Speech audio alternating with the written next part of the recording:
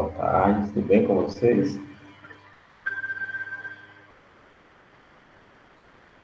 Ai, meu Deus do céu.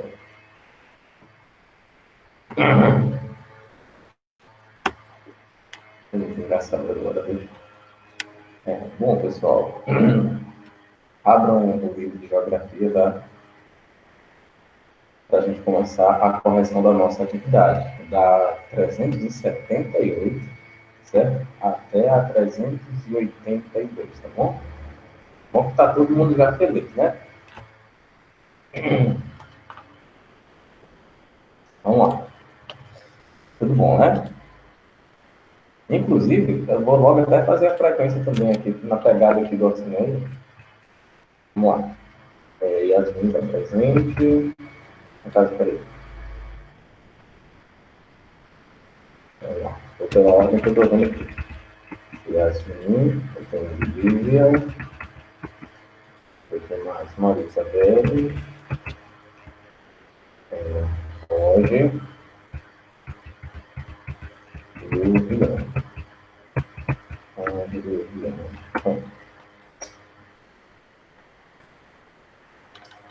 Tá, vamos lá. Eu fiz, mas foi pouco. Assim, vamos lá. Dá certo. Página 378. Primeira questão. Relacione as características, vai ser rapidinho, tá? Relacione as características dos países da América Latina. Qual foi a ordem que vocês puseram? Só isso. Não precisa a gente reler a atividade não, tá bem?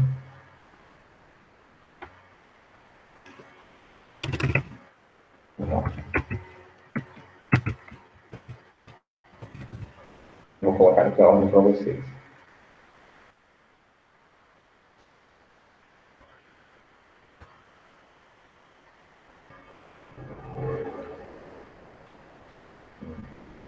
Andou perto, viu, Isabela? Andou perto. Esses três primeiros a gente confunde bastante.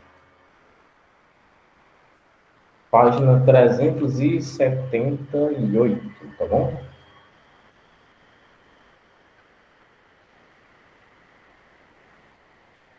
Essa aqui, já coloquei a resposta da primeira aqui, tá bem? Essa daqui, ó, B, A, C, E, D é a resposta da 1, certo? Agora, a segunda questão. Observe um mapa abaixo e, de acordo com a divisão histórico-cultural, apresente a divisão da América e crie uma legenda. Qual é a divisão histórico-cultural da América? Só lembrando, tá? América do Norte, América do Sul e América Central é uma divisão geográfica, tá certo? A divisão histórico-cultural é outra coisa, tá vendo? Tem mais a ver com a dominação do território americano, tá certo?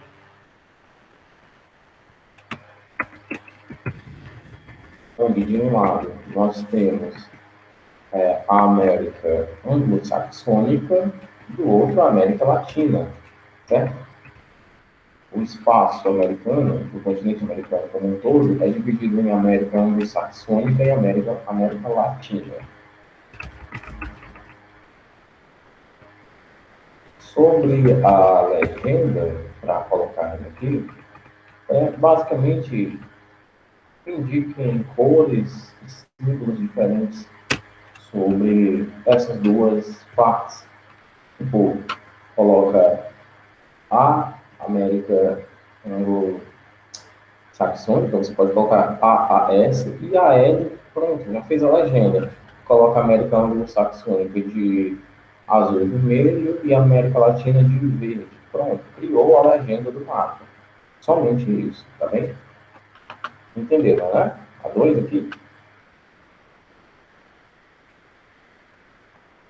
Espero que sim. Continuando. Eita, que é uma questão um pouquinho maior.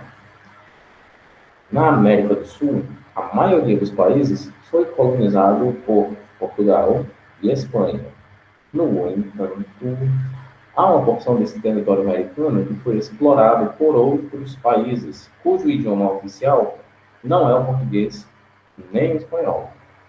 Quais foram essas áreas e como se deu a colonização em cada uma delas, cada uma dessas áreas? Vamos começar, meus abençoados, falando da Guiana Francesa, tá bem? A Guiana Francesa, né, é uma colônia francesa até 1947. No caso, colônia francesa, tá? Colônia francesa até 1947. Desde a Guiana Francesa é um departamento ultramarino francês. Como parte integral da República Francesa, a Guiana Francesa é representada no Senado e na Assembleia Nacional da França. Seus cidadãos participam das eleições para presidente da República Francesa também, é claro. Lembrando, resumindo, é como se fosse um pedaço da França que não está ligado territorialmente à França. Só isso. Continuando, tá? Ainda na mesma questão. Agora a gente vai falar da Guiana Inglesa, tá, ok? A Guiana Inglesa é uma área, a área foi reivindicada inicialmente pelos espanhóis e logo após pelos neerlandeses, que organizaram as colônias de Essequibo, Demerara e Berbice. Estas três colônias foram tomadas pelos ingleses em 1796. Oficialmente, só um momentinho.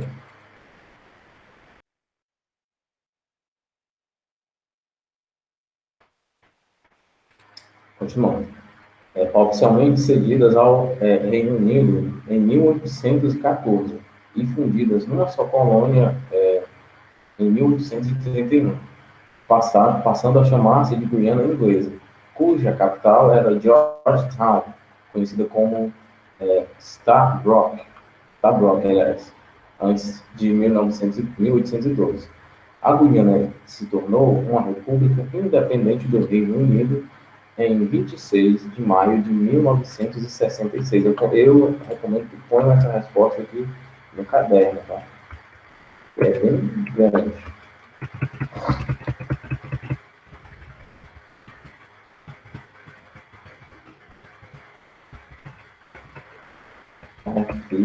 Oficialmente.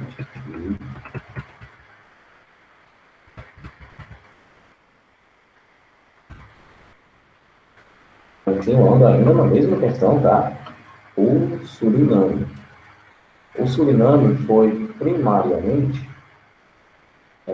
dominado por espanhóis no século XVI. E em meados do século XVII, os ingleses se estabeleceram por lá. Embora mercadores neerlandeses tivessem estabelecido várias colônias na região da Guiana antes, os neerlandeses não tomaram posse do que hoje é o Suriname, até o Tratado de Breda, em 1667, que marcou o fim da Segunda Guerra Anglo-Holandesa, depois de se tornar uma parte autônoma do Reino dos Países Baixos. Em 1954, o Suriname conseguiu a independência em 1975, quando deixou de ser chamado de Guiana Holandesa.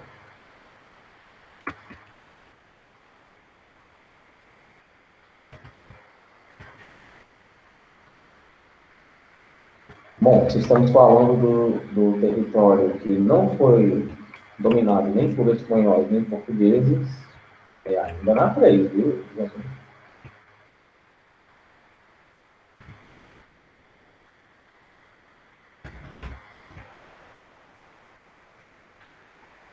1975. Então, para encerrar, tá?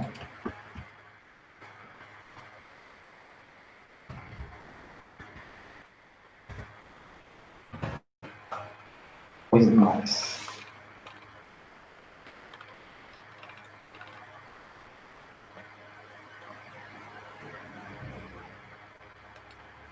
Agora sim, ele vai para 4. Também é um pouquinho grande. Mas assim, vocês querem essas respostas que eu coloco também lá no Google Sala de Aula, no documento do Word, para vocês terem acesso no telefone de vocês? E aí vocês baixam e pronto, fica no telefone de vocês.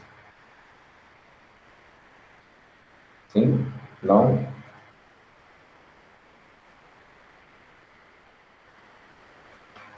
Vamos lá, quarta questão.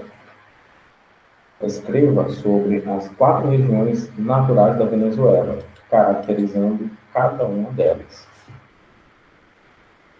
A região do litoral é a região plana onde a extração petrolífera está concentrada e que pode ser subdividida em 2 sub-regiões.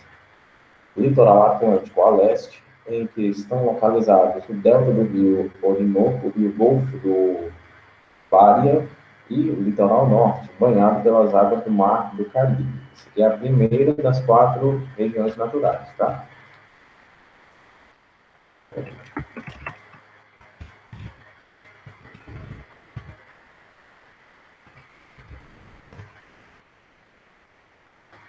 Na sequência, a gente tem a região dos Llanos, localizada na porção central do país, apresenta uma grande planície drenada pelos afluentes da margem esquerda do rio Orinoco e recoberta por uma vasta vegetação de savana, que é parcialmente ocupada pela pecuária extensiva e por campos de plantio de algodão, arroz e milho, devido à fertilidade natural do solo.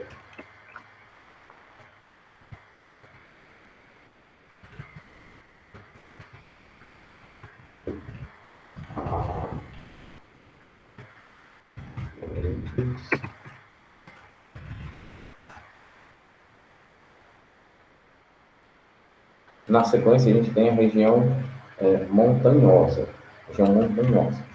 localizada na porção noroeste da Cordilheira de Mérida, uma extensão da Cordilheira dos Andes. Essa região é um maciço natural que separa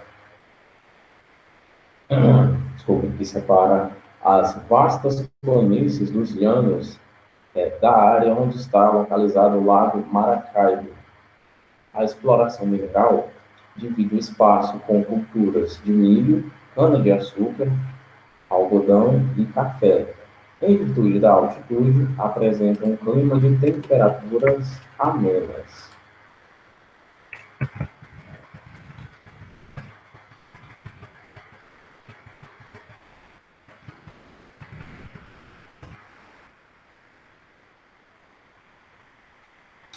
Continuando, para encerrar a quarta questão, o maciço de Baturité, brincadeira. O maciço das Guianas é o maior, aliás, é a maior região natural da Venezuela e serve como separação natural entre Venezuela e o Brasil. É nessa área que se encontra a maior queda d'água do mundo, o Salto Ângelo, de quase 1 quilômetro de altitude, de altura, aliás. E na região de planaltos e montanhas, cujas altitudes superam os 900 metros.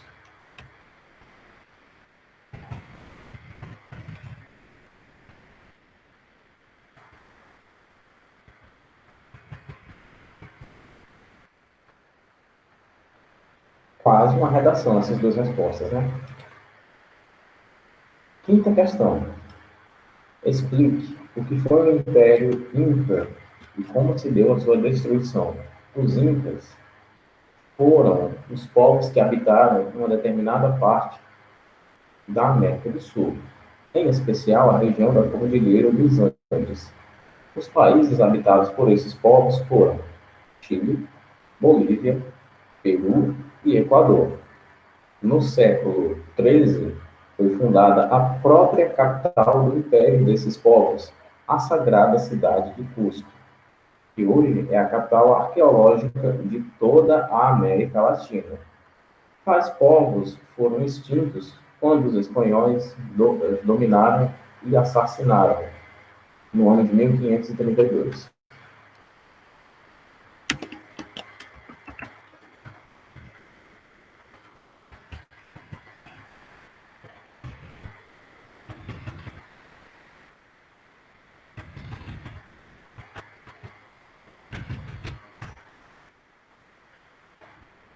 Vamos lá. Agora aqui é rapidinho, rapidinho demais. Primeira questão aqui das objetivas. Já na página 380, tá bem? Primeira questão. Esse país já tem um território bem maior que o atual. Nos séculos 19 e 20, perdeu o Atacama na Guerra do Pacífico. Perdeu uma importante região, o que repercute até hoje no seu comércio. No início do século XX, perdeu o Acre para o Brasil. E na década de 1930, perdeu o território do Chaco. O país referido no texto, que ao longo de sua história perdeu o território para seus vizinhos, é qual país vocês marcaram? Primeira questão da página 380. Se eu não me engano, a gente tinha respondido aqui. Mas corre o risco de eu estar enganado. Exatamente, letra A Bolívia, país andino com parte do seu território na Amazônia. Muito bem. Segunda questão, assinale a alternativa incorreta. Qual foi a alternativa incorreta que vocês marcaram? Na 2. Letra E, muito bem, muito bem. A Patagônia é, na Argentina, uma região com características tropicais, onde se encontra a produção de cana-de-açúcar.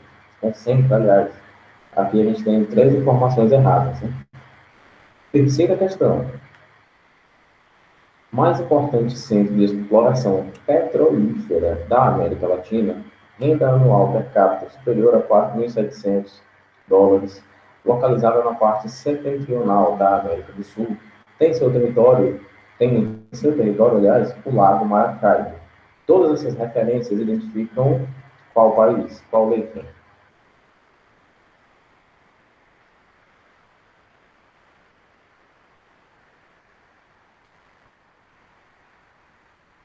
Venezuela, muito bem, Venezuela. Aqui está certo. Só pegar meus óculos aqui, pessoal.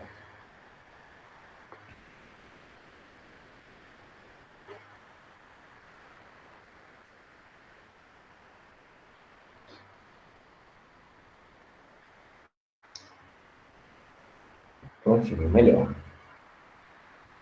Continuando. Quarta questão. A América Andina é uma subdivisão da América do Sul. Os países integrantes dessa região apresentam seus territórios cortados pela Cordilheira dos Andes. Todos esses países integram a América Andina, exceto letra A, muito bem, Paraguai. Quinta questão. Em relação aos países andinos, assinale a alternativa incorreta. Qual foi a alternativa que vocês marcaram aqui? Letra D. A falta de saída para o mar é um dos grandes problemas do Peru. Muito bem, muito bem. Muito bem. Sexta questão.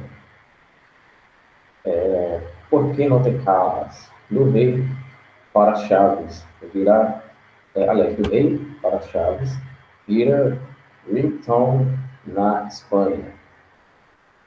A reportagem, né, que no caso vocês leram, tem como tema central um fenômeno da sociedade contemporânea, que explicita a... Qual letra vocês marcaram aqui na sexta questão? Beleza? Mas só a Isabela fez, pessoal.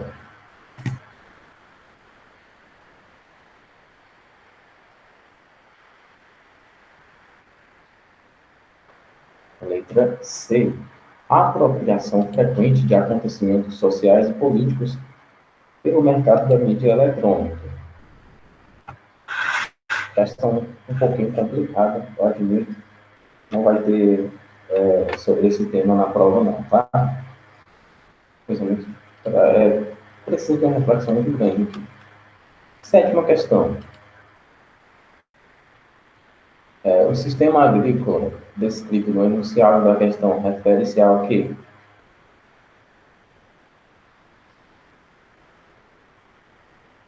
Limitation, muito bem, né? Só para clarear as ideias aqui, ó. Letra C. A época da colonização europeia na América, um sistema agrícola amplamente utilizado era baseado na grande propriedade monocultora, com produção de gêneros tropicais voltados para a exportação. Esse sistema, na atualidade, persiste ainda em países como Brasil, Polônia, Costa do Marfim, Índia e Malásia. Plantation, monocultura.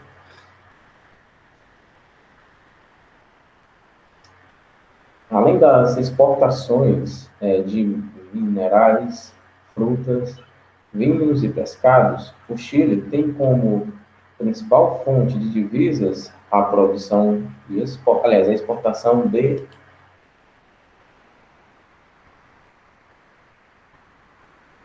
cola. A sétima questão, Yasmin, é a letra C de Carlos, tá? Sétima questão, letra C, tá bem? Agora eu quero saber a oitava questão. O Chile tem como principal fonte de divisas a exportação de quê? De cobre. Muito bem, muito bem. Então, se garantindo, pessoal. Gostamos de ver. Vamos lá. Oitava não. Nona questão. Quais os países correspondentes aos números 1, 2, 3 e 4, respectivamente?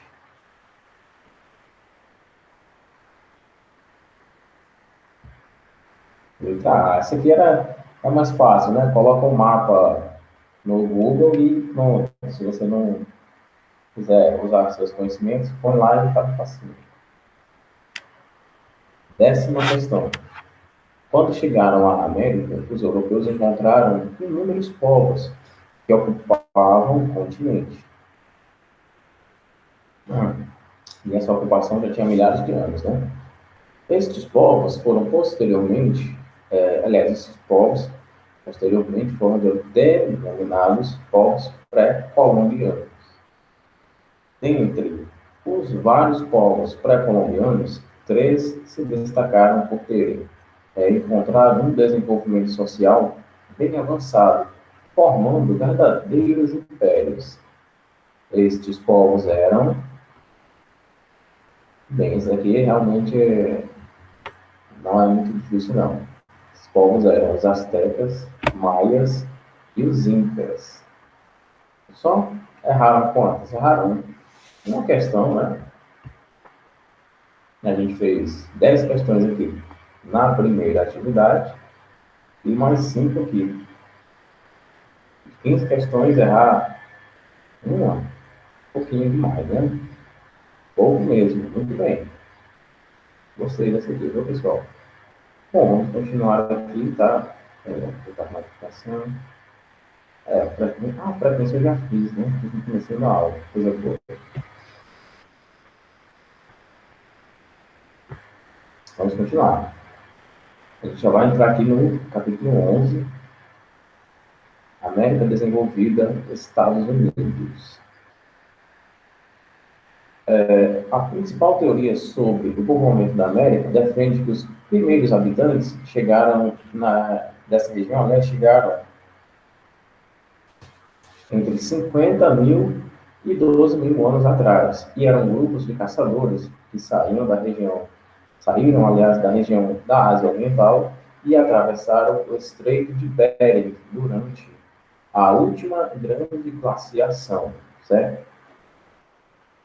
Sobre essa rota aqui, se a gente for prestar atenção no mapa, o Estreito de Bering foi uma pequena porção de terra que emergiu com a baixa do mar, certo? O mar baixou um pouquinho seu nível e o Estreito de Bering, essa porção de terra, ficou acima do nível do mar, obviamente. Posteriormente, espalharam-se pelo território, passando a viver como seminômades e praticando uma agricultura rudimentar, associada à caça e à pesca.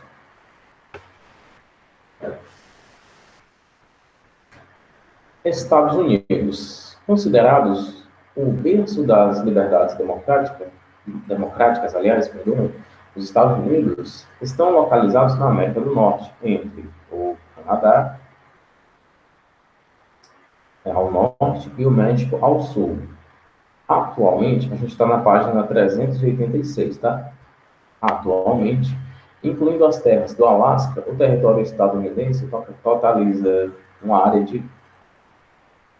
Um momentinho, tá? Pronto, vou continuar. Totaliza uma área de 9 milhões... Deixa eu acontecer uma coisa no meu computador. O drive de vídeo parou. Pronto, deu certo. Totaliza uma área de 9.831.510 km², o que o torna o quarto maior país do mundo em área territorial. Esse território, será que vocês ainda estão aqui? Pronto, todo mundo está me escutando, né?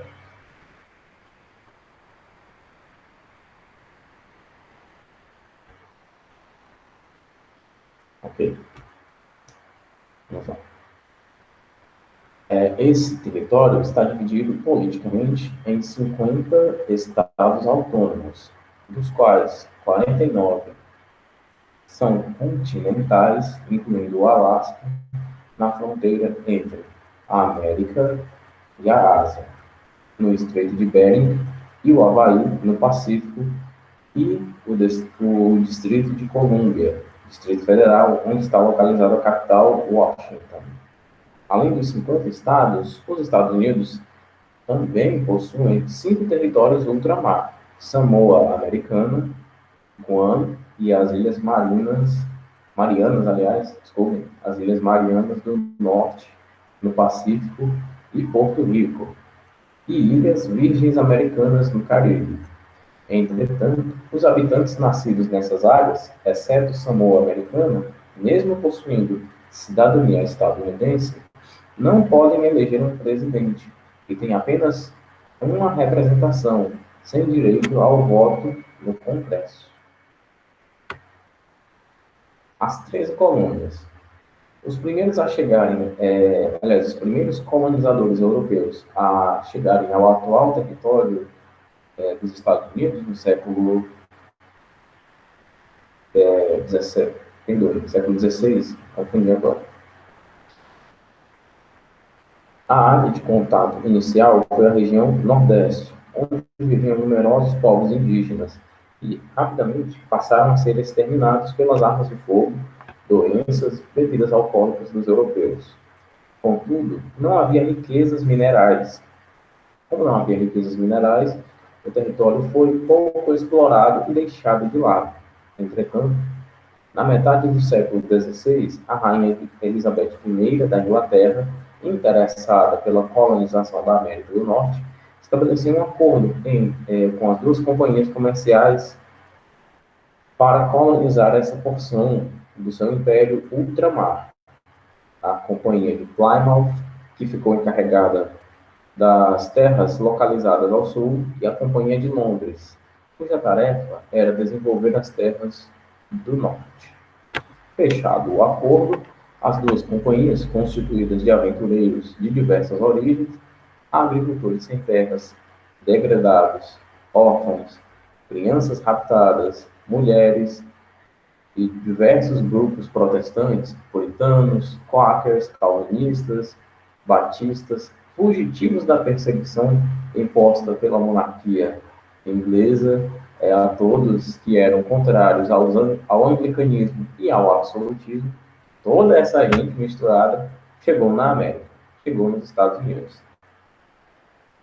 Tudo começa quando, em 1620, um grupo de aproximadamente 100 puritanos, os pais peregrinos, deixou a Inglaterra a bordo de aliás, a bordo do Mayflower, e, depois de vários dias, aportou na costa de Massachusetts, onde rapidamente fundou um próspero núcleo de colonização chamado New Plymouth. Contudo, uma coisa, aliás, deve ser ressaltada. Esse núcleo pioneiro, que possuía formação escolar elevada, tinha enraizado em seu espírito uma forte crença de que eram eleitos por Deus para colonizar a América. Para o bem e para o mal, esse pensamento religioso marcará de forma vertiginosa a ideologia futura de dominação no continente americano. Basicamente, né, a gente pode resumir essa leitura aqui dizendo que esse pessoal criou, né, um negócio chamado Destino Manifesto, na qual eles se achavam escolhidos por Deus para dominar toda a América. E que achavam que todos aqueles que não eram americanos, sendo que eles próprios não eram americanos, né, eles eram invasores do território, na verdade eles eram europeus, todo aquele que não era americano. E melhor ainda falando, todo aquele que era indígena era considerado um ser inferior e que não era capaz de possuir terras. Então, se essa gente indígena aí não é capaz de possuir terras, vamos tomar as terras deles. Era nisso que se baseava o Destino Manifesto. Índio não pode ter terra. Quem tem que ter essa terra somos nós. Nós somos os escolhidos de Deus. Vamos lá matar essa gente. É isso que Deus quer. Deus quer que a gente vá lá, mate esse pessoal e fique com as terras deles. Olha só. Como é doentio esse pensamento religioso, né? Não dá para colocar outro adjetivo numa sala de aula, né? Continuando. No início da colonização, eram apenas ingleses.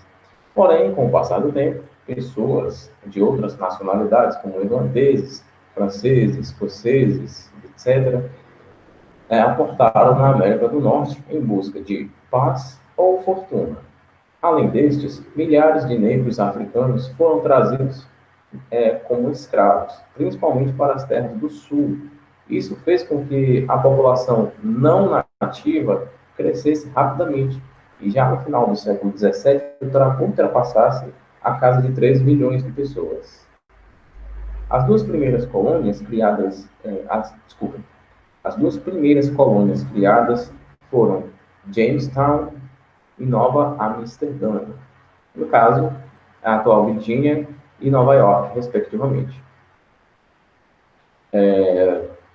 Fundada, no caso, essa última em 1614, por holandeses, na maioria saídos do Recife. Mas, em 1664, foi dominada pela Inglaterra, que a rebatizou. Com o passar dos anos, surgiram outras 11 colônias. Aqui a gente tem a constituição das 13 colônias pioneiras.